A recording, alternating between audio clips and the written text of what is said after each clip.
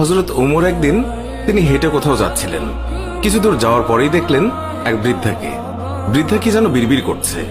হযরত ওমর তার কাছে গেলেন, তার খোঁজ খবর নিলেন, জিজ্ঞাসা করলেন, আচ্ছা বুড়িমা, খলিফা ওমর সম্পর্কে তোমার ধারণা কি?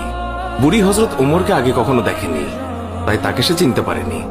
বুড়ি হযরত ওমরের কথা শুনে কিছুটা বিরক্ত হলো, বলল, ওমর টোমর দিয়ে আমি কি করব? আমার কি এমন ঠেকা পড়লো যে আমার তার খবর নিতে হবে? নিজের চিন্তায় বাঁচি না। বুড়ির কথায় ছিল রাগ আর অসন্তোষের ছাপ। হযরত ওমর আবার তাকে জিজ্ঞাসা করলেন, বুড়িমা, ওমরের উপর তোমার এত রাগ কেন?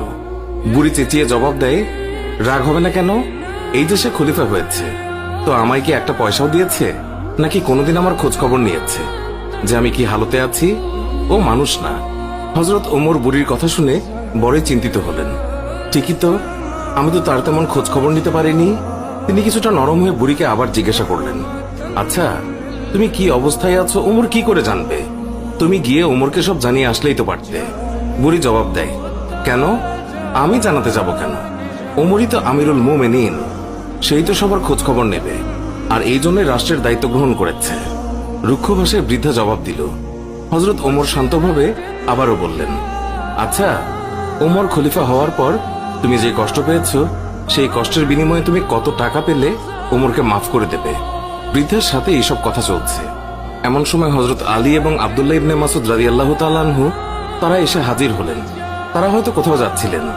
এসে সালাম দিলেন, আসসালামু আলাইকুম ইয়া আমিরুল মুমিনিন।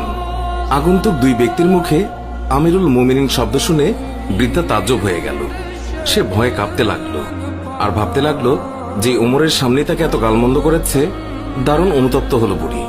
হযরত ওমর বৃদ্ধাকে সান্ত্বনা দিলেন আর বৃদ্ধার হাতে 25টি স্বর্ণ মুদ্রা দিয়ে বললেন, বুড়িমা, তুমি এই চামড়ায় লিখে দাও যে কিয়ামতের দিন ওমরের কাছে আমার কোনো দাবি নেই। বৃদ্ধা তখন তাই করল। চামড়ার উপরে তা লিখে দিল বৃদ্ধা, আর হযরত আলী রাদিয়াল্লাহু তাআলা আনহু সাক্ষী হিসেবে তার উপরে দস্তখত করলেন। হযরত ওমর রাদিয়াল্লাহু তাআলা আনহু মুহাম্মদুর রাসূলুল্লাহ সাল্লাল্লাহু আলাইহি ওয়াসাল্লামকে অনুসরণ করে তালি লাগানো জামা পরতেন। যখন তিনি মুসলমানদের প্রাণকেন্দ্র বায়তুল মুকাদ্দাস জয় করার জন্য বের হচ্ছিলেন, সেই সময় তার পরিহিত জামায় 17টি তালি লাগানো ছিল।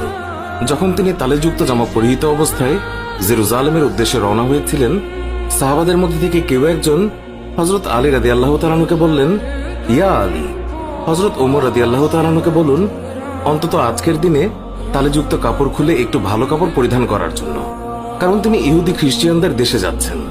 তারা হয়তো আমিরুল মুমিনিনকে দেখে বিরূপ মন্তব্য করতে পারে। তারা তিরস্কার করে বলতে পারে